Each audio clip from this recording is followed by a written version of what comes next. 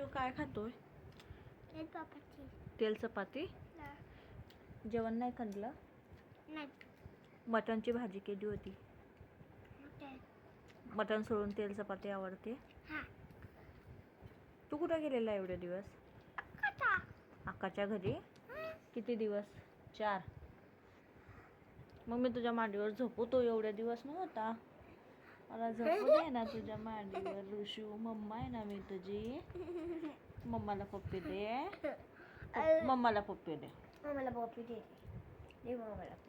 हे बघ दे दे. मला तुझ्या मांडीवर झोपू दे ना. माझा बाबड आहे तो माझ्या सोनूला.